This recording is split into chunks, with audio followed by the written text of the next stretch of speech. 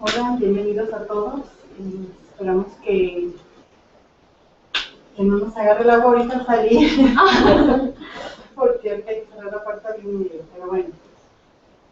Bienvenidos a todos, soy Lourdes Gamboa. Muchas gracias por destinar este tiempo a estar aquí con nosotros, te los agradecemos.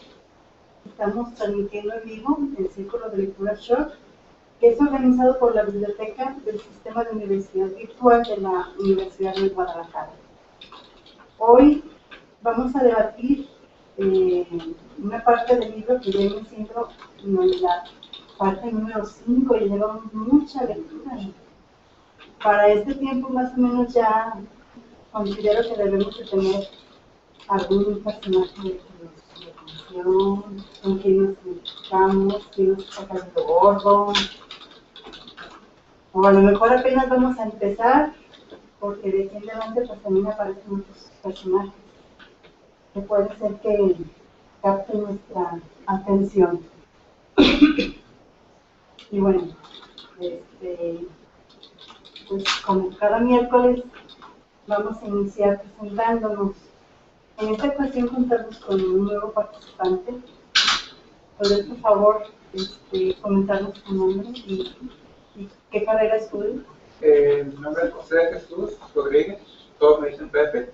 Estoy estudiando licenciatura en Seguridad Ciudadana con la compañía Gonzalo, en segundo semestre.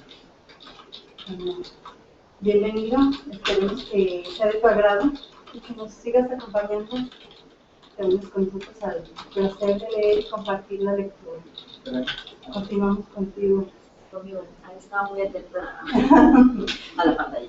Bueno, yo me llamo Lucía y pues ya tengo algunas sesiones, 5 sesiones con ustedes. Bienvenido. Claro, Corrado, profesor de la vida. Ya, un ratito aquí en el sitio. Dani. Me llamo Daniela Fernández Ávila y ya tengo, ¿cuánto será que entré? Como unos, yo le checo como desde 5 o 6 meses. Sí.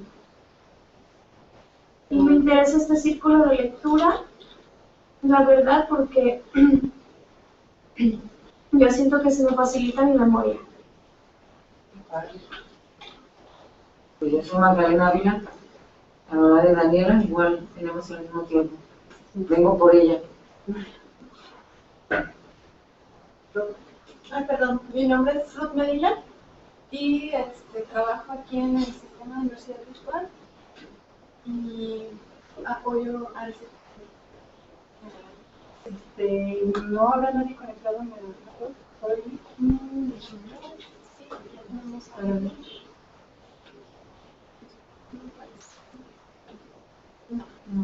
Bueno. Estamos solos. Bueno. Entonces, bueno, recordando un poco de la lectura anterior, pues nos quedamos en que, pocas palabras, ¿no? Pagan justos por pecadores. Eso es lo que, pues más o menos me quedó de la lectura pasada. Ya entrándonos en la historia de Jesús, yo veo a Jesús como un chico muy inteligente, es estudiado, terminó sus estudios en la sinagoga, de 12 años, continuamos en que ahorita tiene todavía 12 años, es muy curioso, le gusta investigar, veo que es muy curioso y que le gusta investigar porque en la reunión pasada toca el punto de que llega al templo y aborda a un escriba y le pregunta sobre la culpa en general, no sobre una culpa en específico. Entonces desde ahí pues supo abordarlo, se notó su preparación, no fue cualquier muchacho de 12 o 13 años que llega inseguro y aborda a alguien. Pues bueno, ahí demostró que es alguien preparado, y pues que sabe lo que él está buscando, seguro de sí. Bueno, ya en la página 200 del libro, dice que sale del templo y se dirige a la plaza y vuelve a ver, vuelve a mencionar una higuera muy frondosa. Luego dice que mágicamente ve una construcción donde hay una inscripción borrosa, se acerca a leerla y pues empieza a ver como la inscripción borrosa de que sobre los niños, ¿no? Los 25 niños, los nombres de los 25 niños. Entonces, curiosamente pasa por ahí una mujer que trae un niño como de 5 años y empieza a indagar con ella qué pasó ahí. Y ella le platica que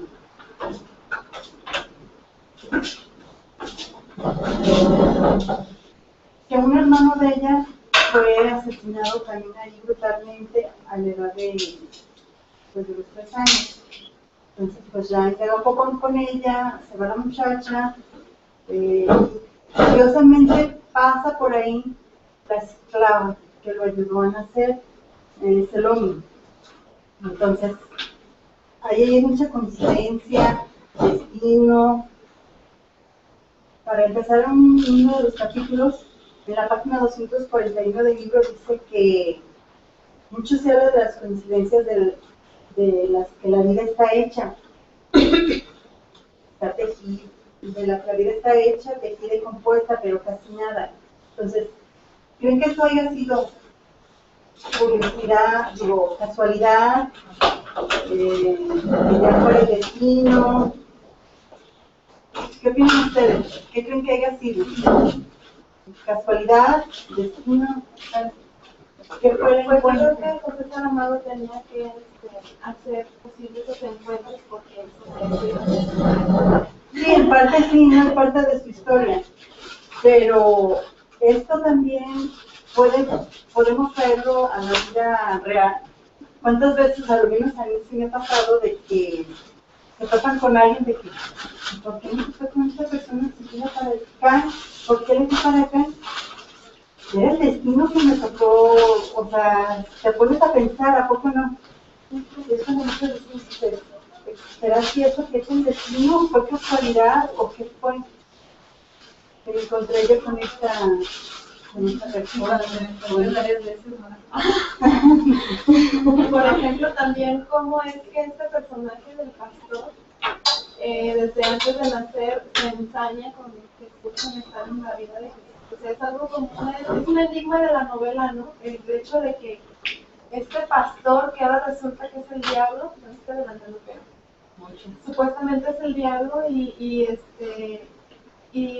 proféticamente él ya sabe lo que le espera a Jesús, cuál es su destino y por qué debe acompañarlo, no lo sé, pero es un encuentro que no es casual en este caso, es un encuentro que está a propósito, tiene un fin, una intención que ahí está, que la puso José Saramago, en intertexto a los evangelios donde se relata cuando Jesús estuvo en el desierto con el diablo y con las tentaciones, ¿no? Con las tentaciones que tenía que pasar ellas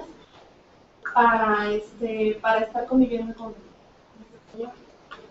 Y que al final de cuentas vemos que como estos diálogos que tiene con este señor, con el pastor, al final de cuentas no son propios de un diablo, porque bueno, a mí no se me hicieron para nada fuera de lo descabellado, ¿no? El pensar, el razonar todas esas cosas sobre Dios, también me hicieron reflexionar en muchos aspectos, sobre la naturaleza de Dios, sobre por qué Dios permite el bien y el mal, por qué nos permite por qué le permite al asesino ponerle el puñal al asesino y al victimado le permite no quitarse de ahí, o sea, como este tipo de cuestionamientos que Jesús de repente se contrae a nosotros. Yo creo que sería más bien ese encuentro, ¿no? El encuentro ese que no es casualidad. A lo mejor los otros personajes que supuestamente aparecieron por casualidad y resultaron que Salomé y la esclava todavía viven y resulta que se la encontró así tan sencillamente. para decirle que ella fue, y bueno, y para ella también acordarse, es que yo sé quiénes son tus padres, y yo me acuerdo hasta de sus nombres y dónde vivieron, y dije, ay, wow. O sea, también esos tejidos narrativos son pues a propósito para darle continuidad a la narración, pues. Pero antes de seguir con eso, no sé, me gustaría que comentáramos lo que tiene los diálogos que tiene con el escriba sobre la culpa. Porque, bueno, al principio están hablando, también tiene, antes de que Jesús le cuestionara, también hay otras cuestiones ahí sobre la época, ¿no? Sobre los extranjeros y de cómo Dios interpretan ellos en su religión, la forma en que deben de actuar en cuanto a los romanos y todos esos conflictos que todavía había en esa época. Bueno, Y, en cuanto a... cuando hace uno del pecado, ¿verdad? En cuanto a Jesús, cuando ahí se pone ese dilema de por qué permite Dios que los extranjeros castiguen al pueblo, yo lo vi como que, haz de cuenta que tú permites que yo regañe y yo no le ponga una melada a tu hijo. ¿Por qué? O sea, es algo que no tiene razón de ser. Y para eso está el padre o la madre, y no me extraña. Yo así lo vi. O sea, ¿por qué permite Dios eso? bueno, es que ahí lo que dicen ellos, Israel fue extranjero también. O sea, porque aquí se eligen sobre que es el elegido, el pueblo es el elegido de Dios. Entonces, por esa misma razón, ellos tienen derecho sobre su propia ley, ¿no? O sea, y no quieren permitir que otros extranjeros pues quieran gobernar, ¿no? Ellos no quieren permitir eso. Pero ahí se contradice un poco todo porque ellos, no sé, el escriba trata de refutarlo y de enorgullecerse, de refutarle a la persona, pero al final de cuentas yo lo siento como que se contradicen, porque en realidad ellos no pueden elegir sus leyes con base en que, bueno, es el pueblo elegido de Dios y aquí se va a hacer como... ¿sí? De hecho, aquí está, no sé si quieran leerlo. ¿En qué página está? En la página 230. Sí, aquí dice que Sí, ¿verdad? Sí, está en la 229, ¿no? Ah, 229. Ajá. Dice, si llegaras a ver, permite, señor, dice,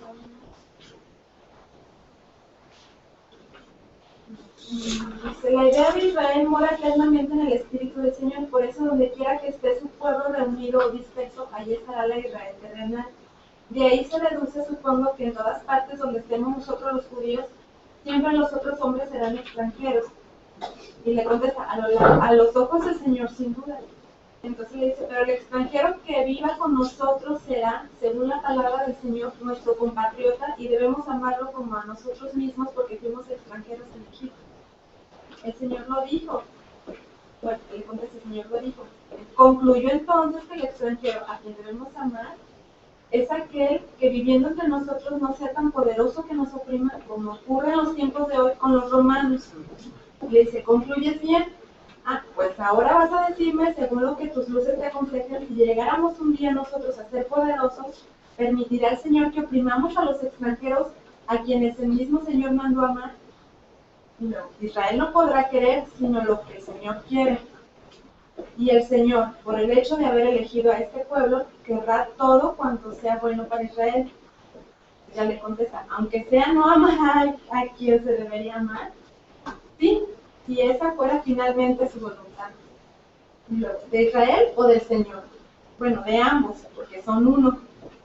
Luego, no violarás el derecho del extranjero, palabra del Señor. Entonces, cuando el extranjero lo tenga y se lo reconozcamos, cuando el extranjero lo tenga y se lo reconozcamos. Bueno, o sea que aquí lo que no está muy enredoso, pero lo que resulta es que con base en que Israel es el pueblo elegido de Dios, es como ellos se eligen para decir, somos compatriotas porque somos judíos, somos una misma religión, una misma cultura, una misma raza inclusive, y no permiten pues, hasta qué grado no permiten que los extranjeros sean oprimidos por ellos. siendo que una vez ellos fueron oprimidos por los de Egipto.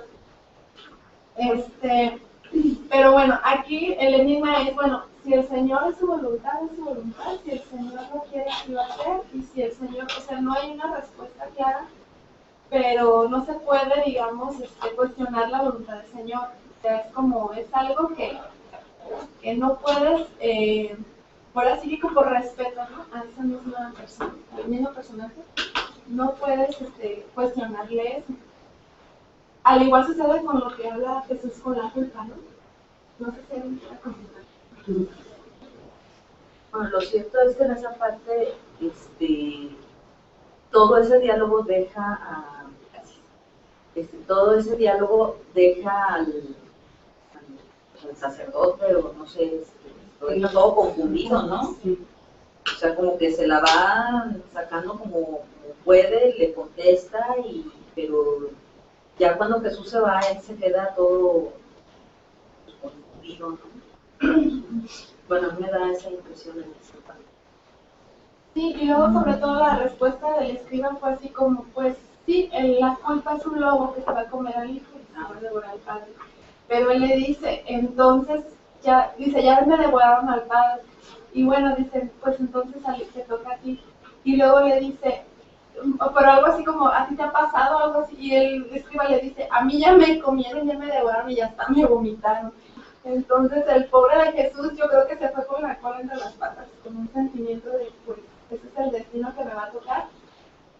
Y no hay otra, o sea, no hay otra alternativa para él. Es como la culpa, la tienes que sufrir hasta que te carcome, y yo creo en el fondo del alma. Entonces, yo creo que ahorita empezamos ya las cuestiones más difíciles del asunto. Porque es cuando un adolescente empieza a utilizar la razón para tratar de explicarse lo que le ocurre a él, lo que ocurre a su alrededor. Es decir, entendamos que él va desde chiquillo a aprender cómo vivir. ¿Sí? Entonces él fue a la sinagoga a aprender y trae una serie de conocimientos. Pero al abandonar su familia, primero rompe con muchos esquemas, porque abandona a la familia, siendo el primogénito, abandona porque él asume una cuestión que empieza a aparecer desde ahora y que va a ser determinante en la historia de Jesucristo, que es el destino. Pero al ser un hombre, tiene que aparecer la razón en alguna parte. Empieza a aparecer en el momento en que realmente aparece la razón más naif, o sea, más primitiva, pero también más avasalladora, que es la adolescencia. Nosotros por eso padecemos tanto a los adolescentes, porque son capaces de confrontar con preguntas muy inteligentes todo lo que nosotros les decimos y todo lo que nosotros hacemos, y deshacerlo con una observación mínima. Con una simple observación nos truena todo un esquema que nos permite, o que nos ha permitido construir o estabilizar nuestra vida, nuestra visión del mundo, que es un poco lo que le pasa al escriba. Se lo han repetido muchas veces, pues son como catecúmenos, están diciendo y diciendo y diciendo la palabra de Dios, y muy pocos deben a contradecirlos. Pero cuando alguien empieza a hacer preguntas de carácter que van más allá, digamos, preguntas inteligentes, no necesariamente la aplicación de la razón nos va a llevar a que el dogma satisfaga todas las preguntas. Y eso para alguien que está transmitiendo una palabra que no puede ser cuestionada es muy difícil, porque asumo que los que transmiten la palabra de Dios también tienen un uso de la razón, y una razón que va más allá de la norma. Pero cuando se enfrentan a alguien que también la usa y que está tratando de encontrar explicaciones, porque fíjense que él hace este tránsito para encontrar la razón de por qué él primero siente culpa y por qué la tiene. Sí. O sea, él está tratando de encontrar razones, Así es. y lo que encuentra son principios dogmáticos. Y entonces lo que hace es tratar de, bueno, darle la vuelta al asunto para ver en qué medida compagina una cosa. Pero resulta ahora que lo que está atrás de todo, es algo que no solamente es un dogma eclesiástico, sino que de repente parecería ser un principio de comunicación colectiva, que es el destino. Es decir, así lo quiere. Pero no te preguntes más. Incluso más adelante, cuando se enfrenta con este pastor que empieza a cuestionar igual que él, y que empieza a dar otras ideas, finalmente lo que empieza a ganar es eso. Es que así lo quiere Dios, es tu destino. Podrás estar en contra, podrás renunciar quizá discursivamente, explícitamente a tu destino, pero el hecho de que lo sigas es estarlo aceptando. No tienes escapatoria. Y entonces aquí la pregunta fundamental, creo que es un poco lo que se hace todo ser humano en su momento, es: ¿de veras tengo que seguir todo lo que he aprendido o tengo la posibilidad de variar? Algunos asumen la respuesta de: bueno, tengo la posibilidad y la asumo. Claro, tiene un costo muy alto a veces, pero la sigo. Pero otros no, la respuesta es no. Tienen que ser así porque así es la vida, así fue mi historia, así son mis padres, así es mi colectivo, así lo quiere Dios. Entonces, el destino, ya los griegos lo habían dicho, ¿no? Sí. Habían trazado igual, a lo mejor con no una idea tan divina, pero sí habían dicho que el hombre llega aquí con un propósito y haga lo que haga, lo tiene que cumplir. ¿Sí? Pero también los otros griegos dijeron: la única forma en que podemos escaparnos, ustedes tienen que utilizarlo, la razón. Entonces aquí yo creo que empieza esto a aparecer más la faceta de ser humano de Jesús. El razonamiento. Así es. Él no toma todo como viene, como lo haría cualquier otro niño. ¿Sí? Sino se atreve a romper. A cuestionar. Se atreve a cuestionar y a actuar. Porque igual, muchos pueden cuestionar y muchos pueden no estar de acuerdo, pero no todos toman camino. No todos se atreven a ir y preguntar y cuestionarle al maestro. ¿Sí? Eso es muy importante, es decir, está dando como pruebas y modelos a seguir para aquel que quiere encontrar una cosa que algunos llaman la verdad. Sí. A mí me gusta mucho ya a partir de aquí, porque, bueno, empiezas a tomar otro papel, pues, también muy diferente a lo que nosotros estamos acostumbrados a ver a Jesús. Bueno, pues Jesús era un chico, como lo dice, era un chico normal. Cuando lo lleva a la cueva es esclava, y dice ahí Saramago, hace la referencia de que la esclava se regresa, pues como cualquier otro adolescente, pues no la ayuda a regresar, y porque Jesús tendría que ser diferente a cualquier otro adolescente. Y al encontrarse con este pastor, donde empiezan los diálogos, como le dice aquí, como la mayéutica, o sea, socrática, es interesante. Ya más adelante vamos a ver, bueno, para mi parecer, Dios y la filosofía de Dios y el diablo, si lo queremos ver, el diablo y la filosofía del diablo. Dios es como la parte que no vemos, lo que decimos sí, creemos, pero nunca nos podemos reflexionar más sobre ello, porque acabaría siendo un disparate. Entonces, la parte del diablo es más reflexiva y más analítica. Todos los cuestionamientos que le hace el diablo, pues le hace este pastor. Siempre Jesús se queda así como que, ¿qué es lo que pasa, verdad? Y sobre todo bueno, a mí me gusta esto. A ver, cuando le dice que él mejor se va, que él le dice, bueno, no te puedo detener, no firmaste ningún contrato conmigo. Y él le dice que él no pretende vivir al lado de la persona que no hace sus rituales convenientes como cualquier otro judío. Y él le dice que pues que no es judío, que por qué tendría que hacer eso. Y entonces él se queda así sorprendido. He comido de un extraño.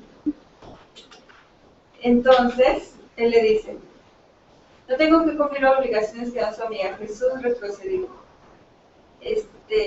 Por eso, como si sostuviera ante una lanza y un escudo protector, exclamó, solo el Señor es Dios. La sonrisa del pastor se extinguió, su boca se contrajo. Y es cuando ahí le empieza a decir, no sé cómo Dios, que él no cree en un Dios. No me gustaría verme en la piel de un Dios que al mismo tiempo guía la mano del puñal asesino y ofrece el cuello que va a ser cortado. Y él dice, ¿por qué ofendes a Dios? Estos sentimientos son impíos, así. O sea, figura en ese momento que Jesús tan inocente. No valgo tanto, Dios no duerme. Un día te castigará, le contesta Jesús. Menos mal que no duerme. De esta manera se evita las pesadillas del remordimiento. Entonces ahí Jesús ya, me imagino la cara de Jesús, maldito, ¿verdad? ¿Cómo sabes? Sí, porque tiene pesadillas. Sí, porque él tiene pesadillas. Y luego viene el cuentito de estos extranjeros que fueron a decir que el diablo había hecho un mundo en las cavernas igual al de Dios y que había hecho a un hombre y una mujer, pero que ahí no habitaba el pecado original. Entonces les preguntaron, entonces, ¿cuándo pecan? Nunca, o sea, no existe el pecado. Y ahí me pongo a pensar en los dos planos, o sea, el plano de pensar con Dios o el plano de pensar sin Dios. Bueno, es muy interesante. Es bastante interesante. Sí, ya a medida que se acerca más y más y más. No me acuerdo si llegamos a la página en que ya se le aparece Dios a Jesús. No, Sí. De hecho, sí, Jesús sí le causa un poquito pues sí se le remueve un poquito, porque cuando va al templo y pues tiene que buscar un cordero para sacrificarlo, y ya casi llegando al templo se arrepiente y dice, mejor no lo mato porque por lo que he aprendido del pastor. Pues desde que iba, ¿no? Cuando el pastor le dice, toma un cordero, una oveja de los de aquí, no se lo quiere llevar. Desde ahí. Sí, desde ahí dice, no voy a llevar no voy a llevar a matar algo que lo que. Pero aún así, aunque consigue un cordero que no es de su rebaño, pues va y lo lleva y pues dice, no voy a causarle la muerte, de todas maneras a este animal tendrá que morir cuando él tenga que morir y no por mí. Por mi culpa, por la que por cierto, yo entendí también ahí lo que tú hablas, que Jesús en uno de los hijos que tuvo, los quería matar, y entonces María fue quien salvó a sus hijos porque él ya estaba a punto de matarlos. O sea, de primero demostraba que, pues sí, mucha emoción por sus hijos, que ellos, María y Jesús, estaban contentos por los hijos que habían tenido, pero ya después como que sabe, como que él, yo siento así como que estaba arrepentido y él quería matarlos. Es más que nada el sueño que tenía José, ¿no? De que quería de que iba a matar a Jesús. Y también Jesús, de que soñaba después de que lo iban a matar, y que dentro de esas personas que iban a buscarlo para matarlo iba su padre. Porque para él su padre era José. Sí. O sea, ahí no había metáfora alguna. Para Jesús no había metáfora, o sea, su padre era José. Entonces decía, él me quiso matar. O sea, me quiere matar en el sueño, seguramente me quiso matar físicamente, porque no había metáforas. Él todavía no se está usando, que bueno, lo que pasa es que mi padre es Dios. Y él me dio un trabajo en este mundo y finalmente me va a matar. Para beneficio de todos. Otra vez yo creo que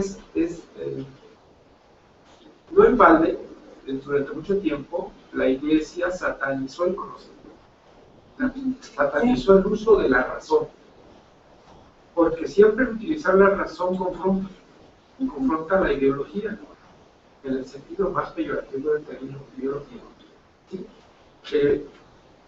Y por eso es que dijo, no, la verdad la tengo yo, lo que yo diga es lo que dice Dios. Y de esa manera se cierra un círculo medio pernicioso para la sociedad que todavía vivimos, ¿no? Los israelíes creen que son el pueblo elegido y actúan en consecuencia, es decir, no señor, a mí no se me puede tocar, porque yo soy el pueblo elegido de Dios y lo que yo haga está bien, porque tengo que defenderme yo, porque estoy defendiendo va, porque Dios dijo. Bueno, de hecho, muchas religiones que creen que son el pueblo elegido. Pues sí, eso es lo más interesante, pero eso es lo más interesante, que es posible que en aquella época, en donde la civilización pues era más bien circunscrita geográficamente a ámbitos bastante reducidos, pues, y que los intercambios, porque no quiere decir que no hubiese intercambios con otras áreas geográficas, sino que estos intercambios también no eran discutidos, ¿de acuerdo? Todo el mundo parecería ser que, bueno, si la seda viene de otro lado, si estos frutos vienen de otro lado, si esos animales vienen de otro lado, bueno, pero en aquel otro lado del que viene, al que no tengo acceso, es seguramente igual que aquí, porque no los veo, no veo que son diferentes. Los únicos que aprendieron las cosas diferentes y por eso cambiaban tanto el punto de la vida, ¿quiénes fueron? Los soldados, porque eran los primeros que tenían contacto con otros mundos, con otras culturas, con otras formas de ser, y que fueron aprendiendo, y eso permitía un poco el contacto entre esos. Entonces, en aquellas cuestiones tan reducidas, en donde todo eso era la realidad, el decir, nosotros somos el pueblo elegido, nadie nos puede tocar, pues era bastante útil, en el sentido de que les daba fortaleza, les daba cohesión como grupo, que les permitía defenderse de los demás, les daba una razón para, ¿de acuerdo? Pero ¿qué hacer? ¿Cómo sostener, utilizando la razón, cómo sostener este mismo punto de vista?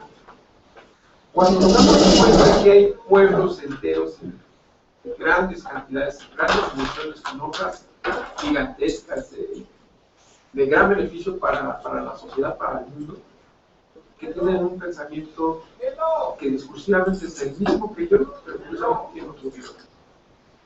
O sea, dicen lo mismo, si ustedes analizan y hacen un ejercicio hermenéutico de las religiones, todas dicen lo mismo. Pero lamentablemente el Dios es distinto. Esto no vale. Entonces resulta que a la vista mía, el otro tiene que ser aniquilado. Entonces dices, ¿cómo?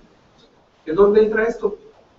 Si objetivamente el otro está diciendo lo mismo que tú, nada más que está partiendo de otro Dios, y a nadie se le ocurre, bueno, se le ocurre, pero también son herejes, decir, es que es el mismo Dios, son religiones diferentes, no por qué pelearnos. Pero entonces ahí ya entra otra variable en la iglesia, que es la institución, exactamente, que es un poco como es, no sé si ustedes vieron toda esta discusión que se dio en Facebook, en todas las redes sociales, con respecto al bombardeo que hace los israelíes a los palestinos. Era increíble ver cómo sujetos de manera pues totalmente atroz y patética defendían ese acto, asumiendo que era defensa del pueblo israelí, ¿sí?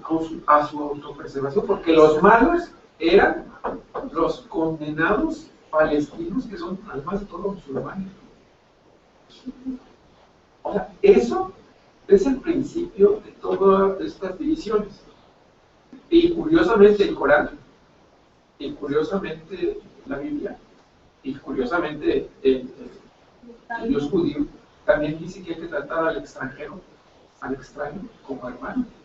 O sea, todos dicen lo mismo, pero todos, por lo menos las iglesias constituidas a partir de sus pensamientos, ven al extraño como hermano y actuar en consecuencia, aunque discursivamente estén diciendo lo contrario.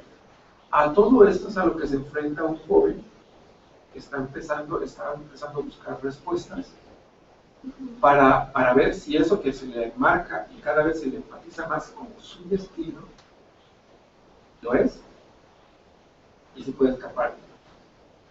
Y todo lo está llevando a que, no señor, podrá no ser tu destino, podrás tener posibilidad de tomar decisiones y de actuar diferente, pero a ti te toca. Y eso pues, internamente a cualquier ser humano es un poco difícil de aceptar. Si lo aceptan, pues es mucho muy difícil de vivir, ¿no? Digamos, es como que en la actualidad sería un paciente permanente del psicoanalista, porque internamente tendría un problema muy difícil de aceptar, renunciar a todo lo que soy capaz con el propósito de hacer lo que me dicen que tengo que hacer. O sea, que internamente es un... Yo me imagino a un Jesús totalmente atormentado, ¿no?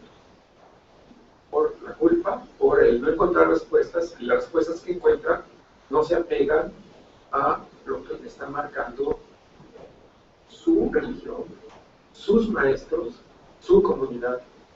¿De acuerdo? Y él encuentra que puede haber respuestas diferentes, pero aunque las haya, pero tienes que seguir. Y debe de ser mucho más duro a esa edad.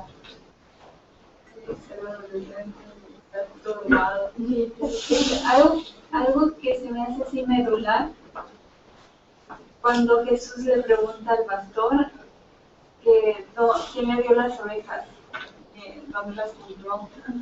Le dice que él fue que cuando se convirtió en pastor, y le dijo mucho antes de que tú nacieras, de siempre, 50 veces más que tu edad. Y luego le dice, ¿dónde encontraste? ¿Cómo compraste las ovejas? No, o sea, las encontré, nadie me las regaló. Pero ¿cómo? No las, ella dice, no las encontré, ellas me encontraron a mí. Y ahí, sí, es muy simbólico, muy reflexivo en cuanto a ¿qué fue primero, el hombre o fue Dios primero? O sea, fue primero el huevo o la gallina, por decirlo así. Se han hecho muchas teorías y discusiones sobre todo Kant, es uno de los pioneros en el conocimiento sobre a priori, a posteriori y todo ese tipo de teorías.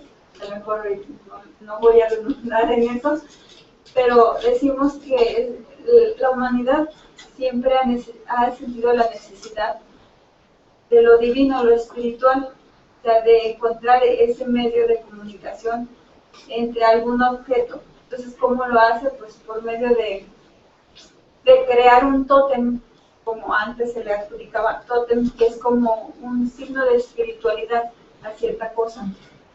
Entonces, con eso se explica a la humanidad el caos en lo que está viviendo. O sea, el caos, por eso nace Dios, porque le tiene que encontrar una explicación a lo que está ocurriendo. Entonces, de ahí, del tótem, nace ya después la idea ya de un Dios todopoderoso. Primero, pues fue politeísta, después pues, se hace el fundamento monoteísta. Bueno, quiero recomendarles un libro muy bueno, que a lo mejor ya no está en físico. Yo tengo uno, pero es muy viejito. Siempre lo recomiendo. En cuestiones de religión, siempre que hablan sobre instituciones y que sobre ese tipo de cosas, se llama Las ruinas de Palmira, de Conde de Bonnet. Este libro habla sobre las reflexiones precisamente que hizo el maestro Gerardo, las reflexiones sobre los dioses de las diferentes religiones. Y ahí, es muy chistoso, a la mitad del libro, pues todas las religiones se confrontan. Hay como un juzgado de todo. Se ponen los judíos, se ponen los ocultistas, se ponen, o sea, todos. Y todos traen en la mente destruirse unos contra otros. Y el juez, que a mí se me imaginaría es que más que ser un dios, es como el conocimiento que está ahí diciéndote, a ver, ¿tú por qué quieres matar? Por ejemplo, los judíos quieren matar a los cristianos, ¿por qué? Y entonces ya los judíos dicen, es que esto. Los cristianos le contestan, no, es que esto. Y al final se llega a la conclusión de que las guerras más dramáticas se han hecho en base de religión. Las cruzadas, los judíos incluso también han matado por cuestiones ideológicas. Los islámicos pues no se digan, o sea, todos. A lo mejor los budistas no, porque ellos viven allá en un mundo paralelo. Pero digo, la mayoría de las religiones occidentales sí han matado por su ideología religiosa. Es muy interesante ese libro y yo creo que la próxima semana que venga voy a traer lo que les acabo de decir, esas reflexiones de cada religión. Sería muy bueno ponerlo. Sí, que aquí aparecen, pero aparecen, digamos, personificadas en alguien. Recordemos cuál es un poco la novela. Evidenciar que esto es un hombre en primera instancia. Entonces tienen que aparecer características del hombre y del hombre de acuerdo con la edad que está viviendo. ¿Sí? O sea, cuando aparece la razón, pues tiene que ser ese, el adolescente. El adolescente que ya no nada más aprende como el niño, que creen que pues, son unas esponjitas, ¿no? Sino que ya empieza a poner en práctica lo que ha aprendido para explicarse lo que está a su alrededor. ¿De acuerdo? Esas inconsistencias entre lo que me dicen y lo que sucede. A ver, respóndamelas. Entonces, por una parte, y que después se le viene el mundo encima, cuando toda la mayor claridad que encuentra en las explicaciones de todo esto viene de alguien que no es creyente. Acá hay, espérate, ¿no? Es muy consistente esto, pero no tiene que ver con alguien que haya estado, por así decirlo, en la iglesia, en este caso en la sinagoga, y que tampoco es un maestro de las escrituras o de la religión, ¿no? Es un sujeto que se ha dedicado a hacer sentido común. exactamente, y dices, bueno, ¿cómo encuentras todo este mundo explicativo que me da certezas y que no proviene de este pensamiento divino? Así es. ¿Sí? De hecho, muchas de sus explicaciones del pastor son como simbólicas, ¿no? En cierto sentido, como lo que tú interpretabas del diálogo del rebaño. También yo encontré así como, me imaginé pues como el pastor que es, así que la imagen semejante de un Dios que es dueño de un rebaño y que el rebaño somos esas personas ignorantes que no sabemos más allá de lo que nos da ese pastor. Porque él dice, yo soy como el rebaño, ¿no? No, y me imaginé así como la simbolización de las personas que estamos dentro de una celda que no vemos más allá, que solamente nos preocupamos por comer, dormir como las ovejas. Y este pastor que hace el papel del Dios de los mismos que están, porque le dice a Jesús, o sea, ¿por qué estás dejando crecer el rebaño? ¿Por qué no lo vendes? ¿Por qué no pues los quesos, la lana, todo ese rollo? ¿Por qué no haces más productivo el asunto? Y él dice, pues no, es que solamente es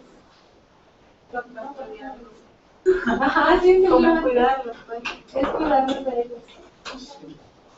¿Y por qué no matas? Porque matas al...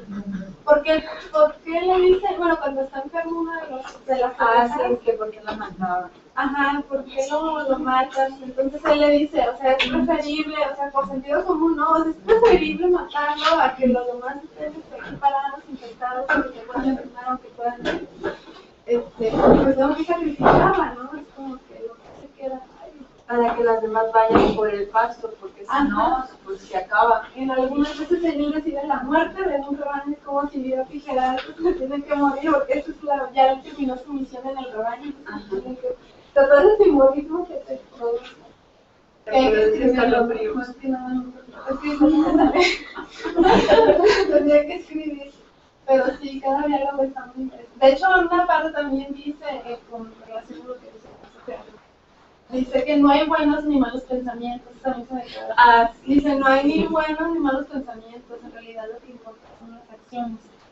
Y eso me da pie a reflexionar y decir, bueno, entonces no tenemos por qué juzgar, inclusive como seres humanos tenemos tanto el bien como el mal, o sea, no podemos juzgar que sean buenos o malos, simplemente son pensamientos y que al final lo que cuenta es lo que lo que por tu manera de actuar, ¿no? Que es finalmente lo que está haciendo Jesús, él está actuando en relación a lo que aprende, a lo que así tenga malos pensamientos o malas pesadillas, o malas...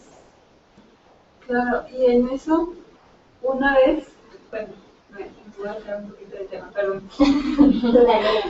Yo estudié en una escuela de música, la Escuela Superior de Música Sacra. Y ahí los 4 años, bueno, recibí religión. Yo he recibido religión desde que estoy en primero de kinder. Toda mi vida estuve en colegios religiosos.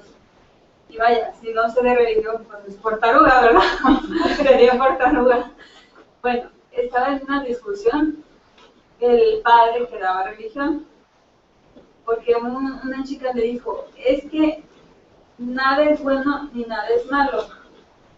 No existe lo bueno y no existe lo malo. Y él, pues malamente, le dijo, bueno, si nada es bueno y nada malo, imagínate que volaran en la calle a tu hermano.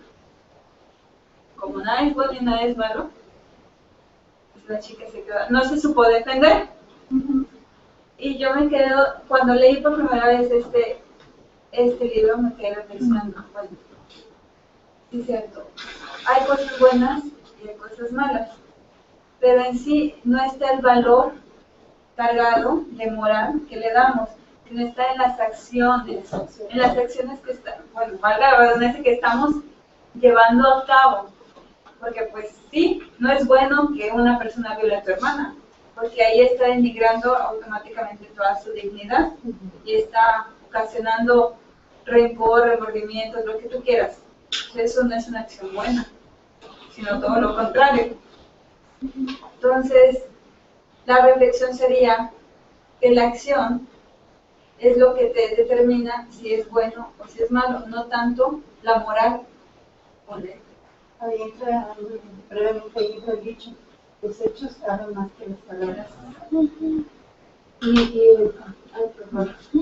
Y dentro de esa moral, o sea, sí existe algo que es, digamos, permitido y no permitido, sí, que sería lo adecuado o no adecuado, pero no como algo malo o bueno. Eso se me hace muy relativo, o sea, eso sabemos para algunos es bueno y para otros es malo.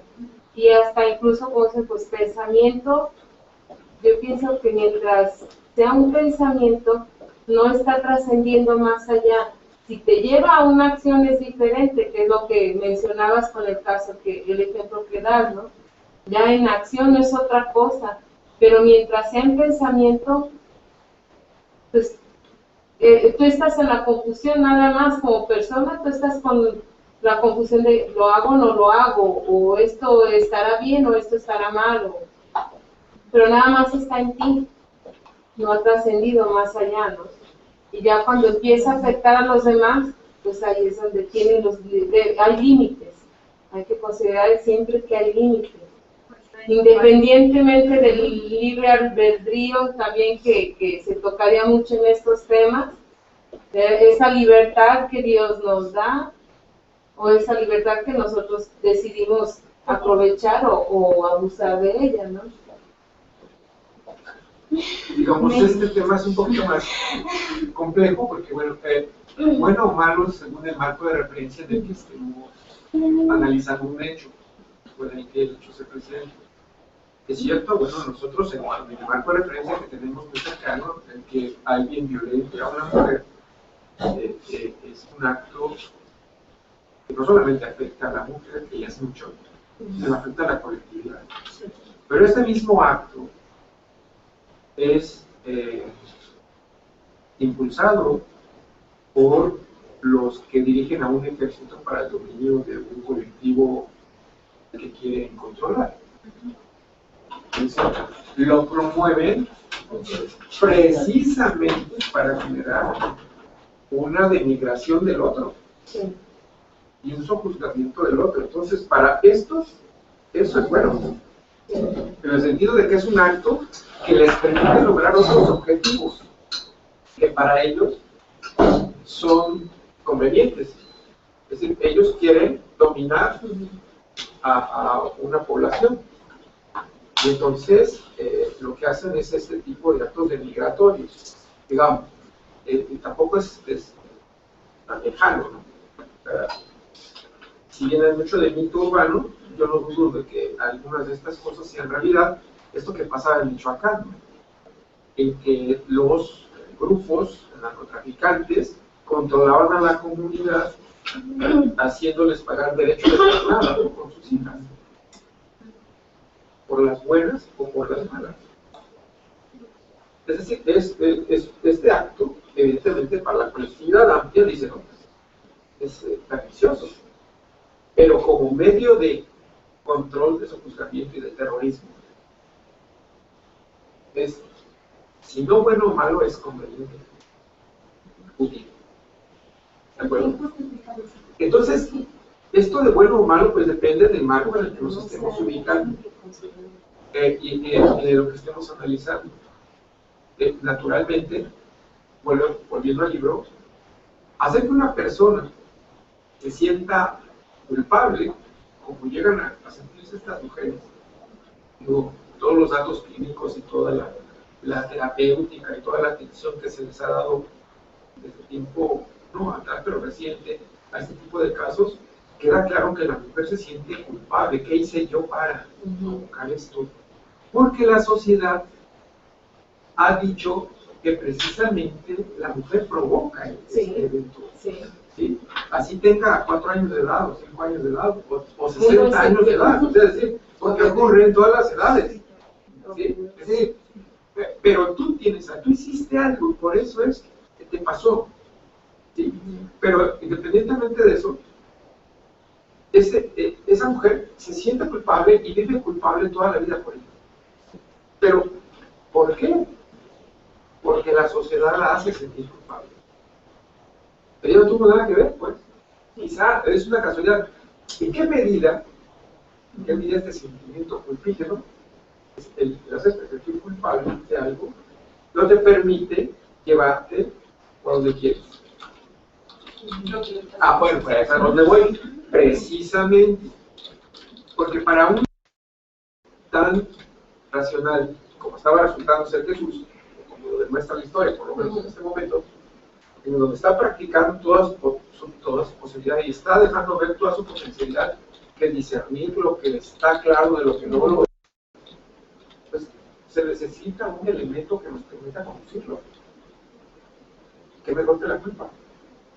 ¿No? Y además es una culpa que ni siquiera por algo que él haya generado, ¿no? Es una culpa que le es heredada. Y que como tal es como el color de la piel, ¿no? Por eso la discriminación es tan difícil.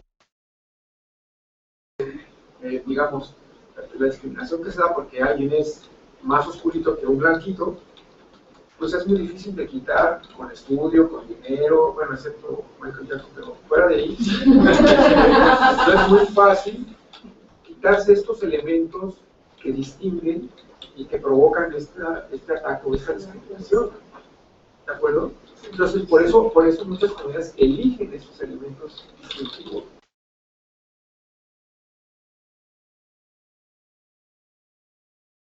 Quizá con un golpe de suerte, con algunas artimañas, logres salvarla y a lo mejor ya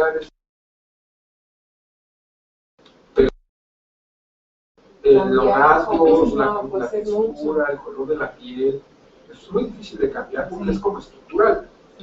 Entonces, si alguien colectivo establece como marco de referencia que hay que diferenciar esto, no solamente diferenciarlo, sino que hay que atacar al que tenga estos rasgos,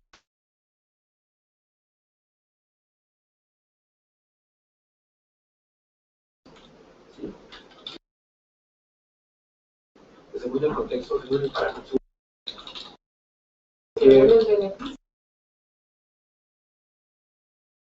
Dice, bueno, ¿cómo va a ser bueno una entidad? Digamos, que igual le pone el puñal al otro para que mate, como pone el cuello para que se lo exerte. ¿Cómo va a ser bueno un ente así? Perdón que me fue un poquito del tema, pero Navy dice que sí leyó, ahora sí quiere comentar. No, ya no dije eso. Dije que sí leí, que nada más estoy calladita. Sí leí. Bueno, ¿alguien más quiere comentar?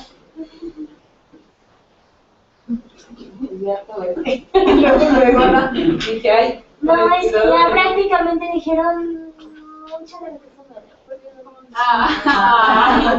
no importa, tú dilo. Para empezar, Pues dilo mejor que nosotros. comenzar a leer? Y pues, creo que a mí me ha servido mucho ir leyendo el libro en desorden. Hasta cierto punto, capaz que cuando lo termino empiezo de nuevo, ¿verdad? Y que hasta, bueno, me sentí apoyada por el autor, porque él mismo dice, si deseas dedicarte. Y bueno, ya ayer mientras que estaba leyendo así pensaba, una novela y este es el personaje y, o sea, estaba como que me estaba adentrando más hacia el libro de lleno porque lo estaba tomando desde un punto menos serio, por decirlo de alguna manera. Y estaba, pues sí me recordaba muchas cosas de la historia de la Biblia. Es lógico porque cada quien nos basamos cuando escribimos nos basamos en alguna vivencia o en algún conocimiento, ¿no? Y pues es la estrategia que él está utilizando. Y sí, me resultó, o sea, interesante,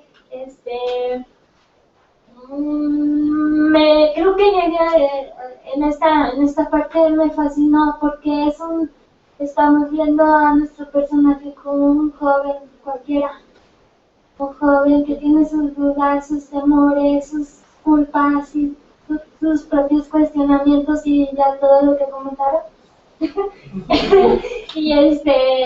y pues a mí esa parte pues como que se me hizo muy interesante del libro. Lo que está haciendo el autor es como dice el mismo, entreteniéndose un poco y entreteniendo a su lector, pero de una forma pues que así como que sí te interesa, que quieres saber qué es lo que te va a contar o te va a transmitir.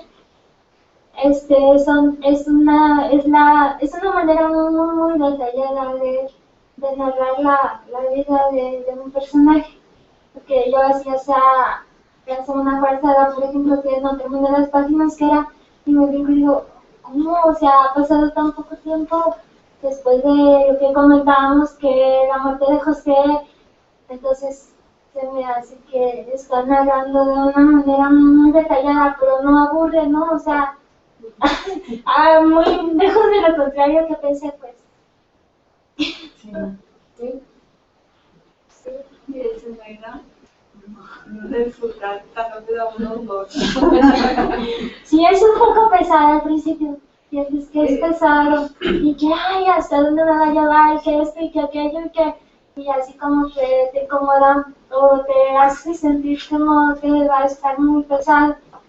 Pero, o sea, a mí me ayudó mucho esa parte, brincarme páginas y leer con calma y ver esa parte, o sea, donde entras y como que te da la curiosidad de qué pasó primero y qué pasó después, y es como te va llevando una cosa a la otra. Igual se entiende muy bien el libro, porque, bueno, sobre todo a lo mejor porque tengo algo de conocimientos de la historia, de la Biblia y de eso y todo lo que comentan aquí. Entonces no se me ha hecho así como que difícil de entender en esa cuestión, y creo que se saca muchísimos temas, todo lo que hemos hablado de la mujer, y ahora mismo hasta nos hemos para con los adolescentes. Es un libro que toca todas las cuestiones de la vida y de nosotros como seres humanos, de lo que podemos llegar a pasar. La cosa de que yo creo que no es tomárnoslo tan personal, pues, porque es un libro que se causa polémica, entonces puede ocasionar estos disturbios a personas que de verdad son así muy devotas, no tampoco las estoy juzgando, qué bueno, pues. Pero precisamente hoy en la mañana estaba leyendo sobre, también algo que comentó el profesor Gerardo, sobre las características propias de cada grupo social, que es lo que les da cierta identidad y que es muy difícil que cambien. A lo mejor se quedan así, a lo mejor pueden ser transformadas con la llegada de las redundancia, transformaciones económicas, tecnológicas o financieras, pero sí es un poco difícil que un mexicano cuando va a otro país deje de ser mexicano. O sea, como que es muy característico, no pierde su identidad. Y en esta reflexión que hice de todo este texto, al final me quedó que cuando la religión deje de ser asunto público y situación de verdad individual, el mundo va a ser libre. Así, así de sencillo. Fíjate que dentro de los comentarios, como menciona Nelly, que se tuvo, digamos, cierto recelo al inicio de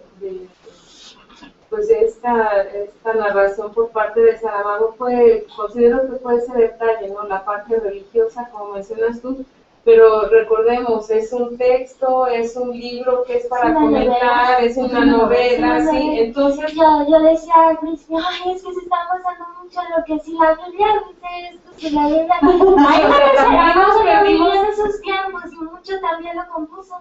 Es a lo que iba, o sea, de repente nos perdimos en muchos tramos, en cuestiones textuales, religiosas, que nos perdimos de lo que es la novela y ya desde la otra semana Vicky nos estuvo, a ver, recuerden que estamos en la novela, ¿no? Estamos en literatura, algo que no, religión. sí, y algo que no comentamos y ahondamos mucho, pero sí a mí, les digo, bueno, fue desde la vez anterior, la parte donde Jesús, pues como adolescente, empieza, digamos, con ese juicio de los padres, como dicen. A mí me pasó en una ocasión una experiencia así, fue muy dura, ¿no? Muy difícil para uno de padre que tus hijos te juzguen, ¿no? Y por otro lado, me tocó, digamos, ahora sí me puse como en los sandalias de María, que a veces es mejor dejar que las cosas sigan su curso o que por sí solos ellos descubran, ¿no? No es lo mismo, yo puedo defenderlo, o en muchos momentos que también como lo de José cuando lo iban a crucificar, que dice Saramago, pudo haberse defendido, ¿no? Hay muchos momentos en que a veces es mejor dejar que las cosas sigan su curso, porque por sí solas, ahora sí como dicen, por su mismo peso caen las cosas, ¿no? A mí algo que me gusta mucho del círculo es que los libros de literatura muchas veces los comparamos con historia, con la vida, y pues está bien, está bien porque los entendemos mejor y porque volvemos a lo mismo, los autores escriben por algo, por algo que vivieron o algo que aprendieron o algo que les inspira. Y pues creo que sí está bien, pero no sé, o sea, creo que sí nos estábamos basando mucho en esa parte y que pues no va por ahí, que sí es necesario saber, pero, pues para entender más que nada qué es lo que está queriendo decir A mi punto de vista, a lo mejor sí, como trata temas que se enfocan básicamente en la religión, no lo veo mal que nos sigamos emitiendo.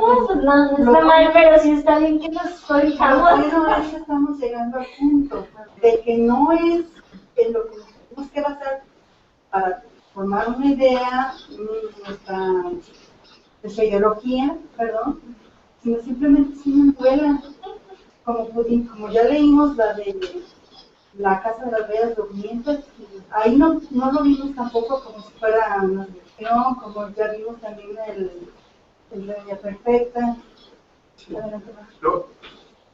Lo bueno de esto es que nos damos cuenta que los buenos autores no solo describen, es decir, sino sus obras despiertan en los lectores asociaciones con su vida personal, con lo que han aprendido, con lo que interpretan de otras lecturas, ¿de acuerdo? Y que eso es lo rico de los autores. Cuando un autor no despierta esto, pues escribe para vanidad, sí, escribe para otro tipo de revistas en donde la narrativa es solamente descriptiva y para resalzar algún hecho muy concreto, pero no más allá, así como para conectar al lector a un hecho en el que no estuvo y se acabó. En este caso no es claro, en este caso pues está haciendo, y otros que se han realizado aquí, eso es lo bonito de esto, que son libros que nos ponen a leer a autores que quieren decir algo más de lo que está escrito, ¿sí? Y que la historia que nos presentan es un pretexto para hacernos reflexionar, ya sea personalmente, ya sea colectivamente, sobre otros elementos que lo hacen sólido, verosímil, incorrecto, novedoso, ¿sí? Pero que, o sea, que nos lleva a leer entre líneas, como todo buen lector, para disfrutarlo y aprender. Incluso considero que ese es el objetivo del círculo, ¿no? No, Pues sí. ya lo hemos comentado, digamos, lo he comentado, digamos, hasta de manera personal con Lulu, que a veces hay libros que dicen uno, que a lo mejor como que los vemos muy, un autor malo, digámoslo así, pero esto entra, digamos, precisamente en este análisis, en este cuestionamiento, en este compartir nuestro punto de vista, ¿no? Es el enriquecernos y enseñarnos también lo que es ese discernimiento o evaluar lo que consideramos aceptable o lo que no, pues desecharlo, ¿no? Pero más que nada es eso, que qué tanto nos mueve a nosotros en personal, qué tanto nos ayuda a modificar pensamientos o actitudes de nosotros mismos, ¿no? Y no nada más con él. Recuerdo ahorita el que leímos de Kafka, que era el proceso, que también así como que se nos hizo medio pesadito, pero aún así lo bonito es eso, que con la ayuda y las aportaciones de uno y otro pudimos, digamos, escarbarle y ver ese sentido, ¿no? Qué tanto es lo que nos mueve el autor, qué tanto nos está transmitiendo y qué tanto es lo que nosotros lo estamos acogiendo, ¿no? Es que hay libros que nada más los agarras así como que te sientes identificado con él. O Y sea, hay nada otros más que que me no, gusta que- este título que me agrada y dices, Ajá. no, ¿verdad? Desde que lees la sinopsis, ya dices, este va a estar bueno. Y hay libros que no, pero, pues como me decía Karen, los libros tienen su momento, o sea, a lo mejor no es tu momento, necesitas escuchar, aprender, no sé. Llega el momento en que, no, pues ya lo empecé, ahora sí lo termino y lo haces tuyo. No sé. Bueno, yo retomando un poquito otra vez lo del libro, a mí una cosa que me llama la atención es como toda esa parte en la que Jesús está en este asunto de si deja al pastor o se va o se queda y todo ese titubeo, y hay una parte donde dice que se le cae su alforja y además de romperse la escudilla, salen las sandalias de José y entonces decide ponérselas.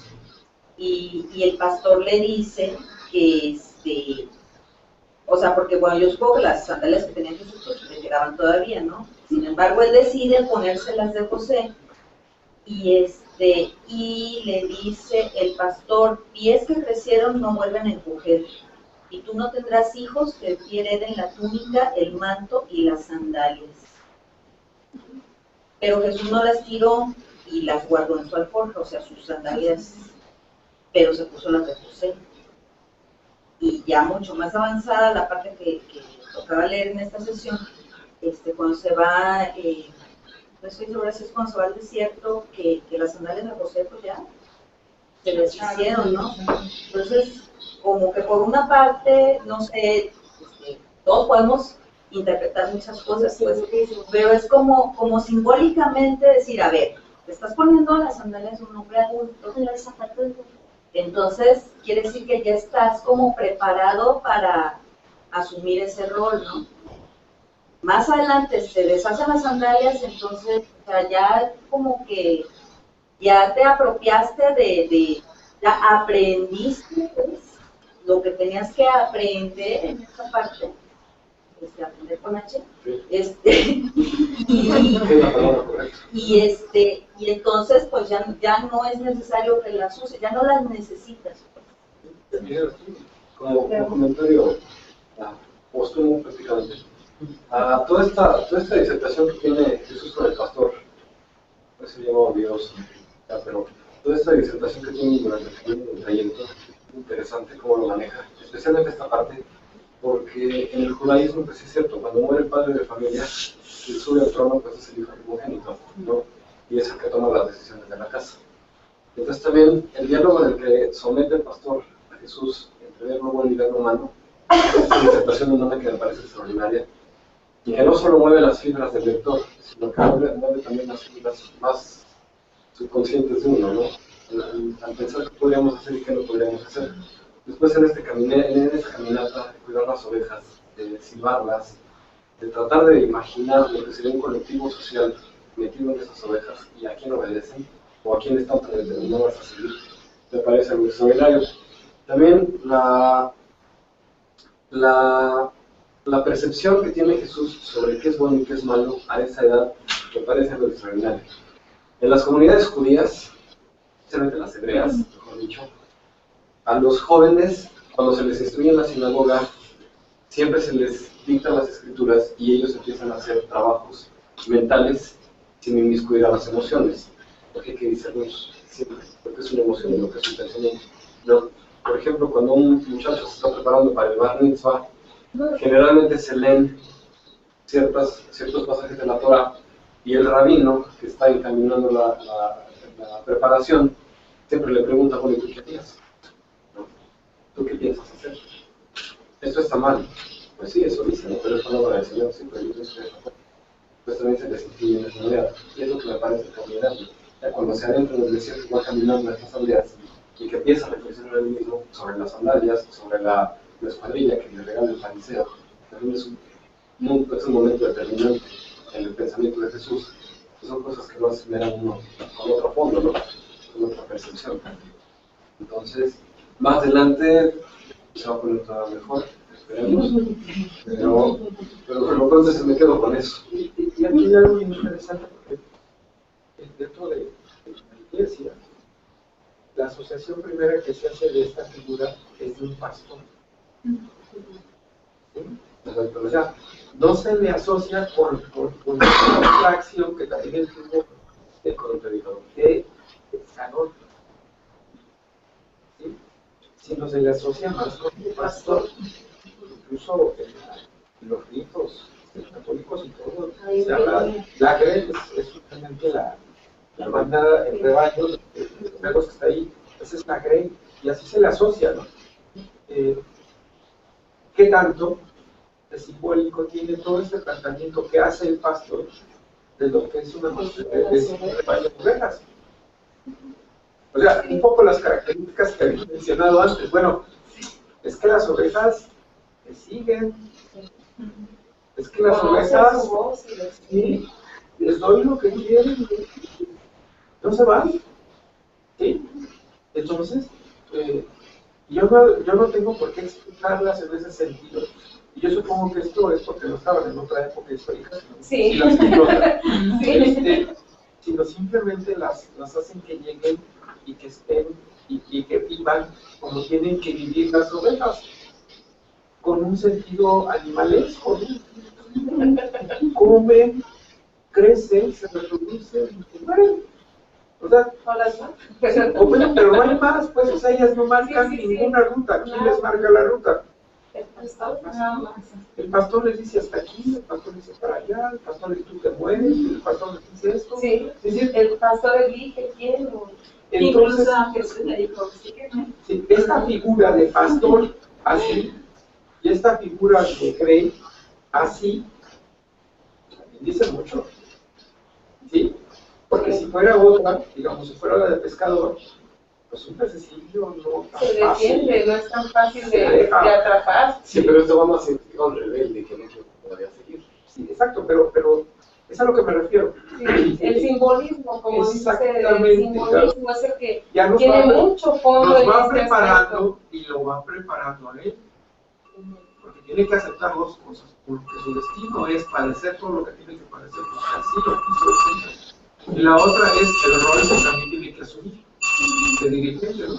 Sí, De líder. Un poco en esta lógica, de que va a ser pastor, y por lo tanto tiene que entender a las ovejas.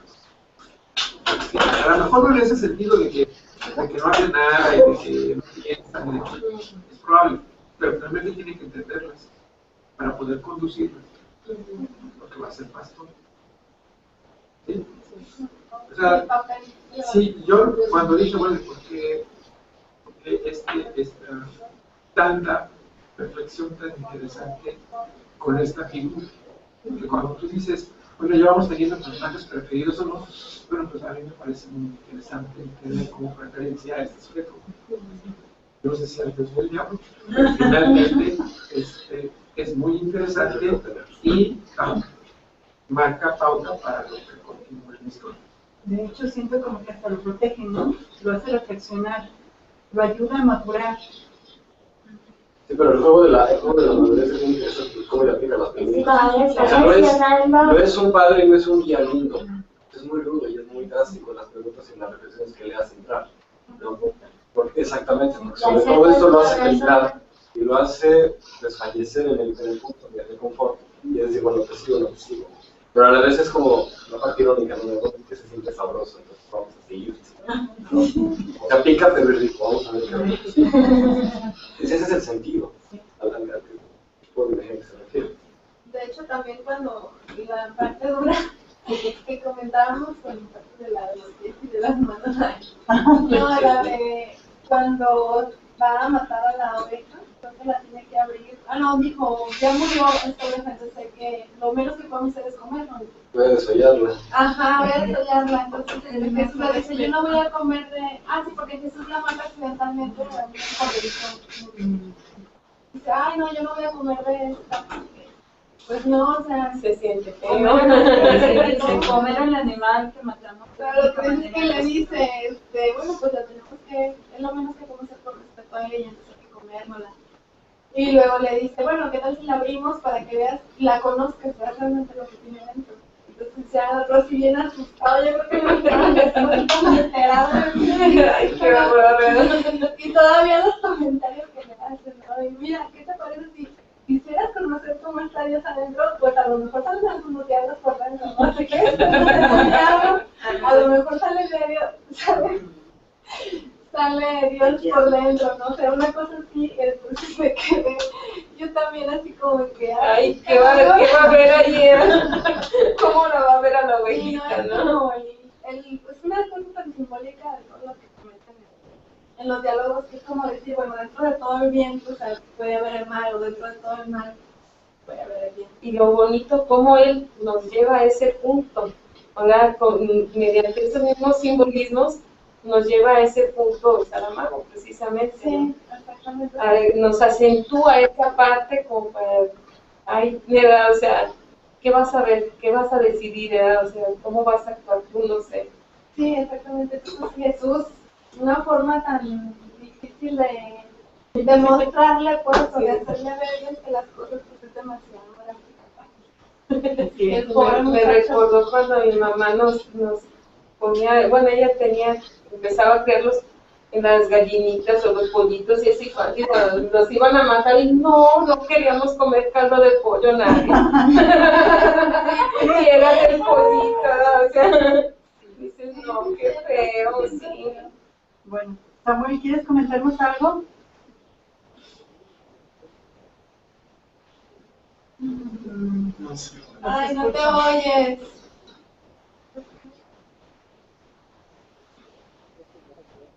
Bueno, en lo que Samuel nos comenta, volviendo a la lectura, porque ya son las 6:30. Yo solo quisiera cerrar con un par. A ver. Tienes muchas curiosidades interesantes. Dice, este desierto no es una de aquellas amplias, largas y conocidas extensiones de arena que el mismo nombre usa.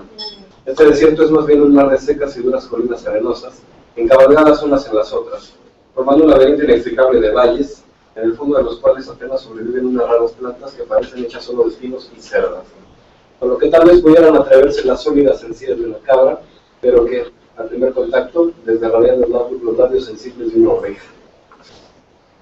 ¿Cómo describe el lugar? Bien, siendo sinceros, es como imaginar la conciencia de una persona. O sea, por eso el párrafo me llama mucho la atención. Sí, que por la descripción que hacen, por cómo va caminando y por lo que se va enfrentando visualmente hablando, despierta mucho la intención del ser humano interno. O sea, ¿a qué estás acostumbrado? O sea, la cabra pues, puede deshacer hasta una lata de aluminio con las encías, pero la oveja, no. Entonces esto también me llama mucho la atención, sobre todo en lo que es lo que el Señor dice, pues es la ley del Señor, o sea, ¿qué dijo? Bien o mal, para que seguir la ley del Señor. Entonces, sí hay varios párrafos que sería bastante bueno debatirlos por el contexto poético que tiene, que sí despierta mucho más de la imaginación humana. Entonces, yo cierro con eso. Samuel. ¿Sí me escuchan? Sí. Ah, ok. No, pues que me gustó mucho cómo Saramago hace ver a Jesús. A pesar de que escucha al pastor y a Dios, él a fin de cuentas quiere perseguir sus propios valores, ¿no? O sea, porque no es... O sea, sí sabe que tiene que ser fiel a Dios, ¿no? Pero hay cosas que no le gustan, que no concuerdan y que lo confunde, porque el pastor lo hace ver de manera brusca todo eso. Y eso es lo que me gusta mucho de cómo hace ver a ese personaje.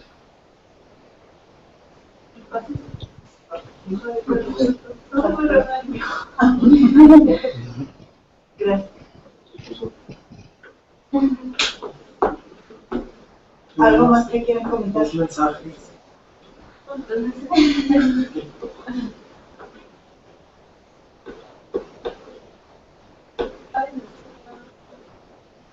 Dice Isabel, dice, está muy interesante si lo ves desde un punto de la religión es muy amplio.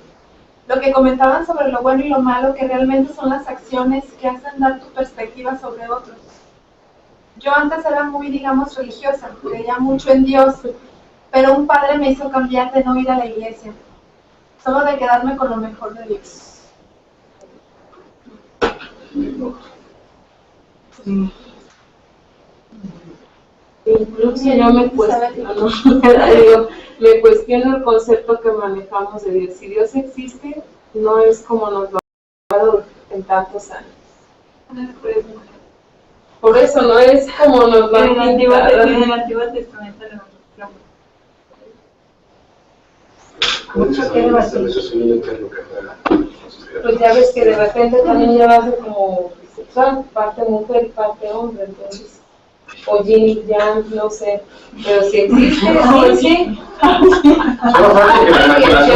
Pero no de los católicos, pero aún así entraría en debate allí. No es como lo pintan, el león no es como lo pintan, entonces así tampoco. Lo que pasa es muy diferente. Lo queremos antropoformar, pues, o sea. Sí, darle una forma, una idea, no un concepto, pero aún así. Porque esta religión lo que trata es de dar más certidumbres que interrogantes. ¿Sí? Entonces, no es como otras que te dicen, no, tú represéntatelo como quieras, ¿no? Nada más, Dios, nada más, no lo hagas, porque ninguno lo sabe. Sí. Ahora, es un reto. Y entonces, bueno, te pones a pensar, ¿cómo caramba es Dios? ¿No? O sea, ¿cómo lo podrías? O cómo lo voy Y a curiosamente no intentan decir cómo es Dios. Intentan caracterizar o dar a conocer los rasgos que tiene ese Dios, su magnificencia, su orden, su belleza, todo eso, pero no es Dios. Sin embargo, esta religión lo que trata es de decirte, no te la pienses. Y ya. ¿Sí? Y no hay dudas, o sea, no es ni un hombre con características de mujer, no, es así, señor. ¿De acuerdo? O sea, ¿por qué te la piensas? Entonces eso, bueno, te da certidumbre. Y si en algún momento de duda te llegase en la vida, entonces mira, versículo 33, Dios dice que tú tienes que hacer esto. Bueno, es que Dios dice, adelante. Ahí no hay duda. Y ahí dice. Es certeza. Ahí dice. Porque para eso se hizo. Vamos a ver. Sí. Para no seguir, ¿verdad? Bueno, creo que nos hablaron muchos puntos. En esta parte de la lectura llegamos a un encuentro con María de Magdala. Más interesante.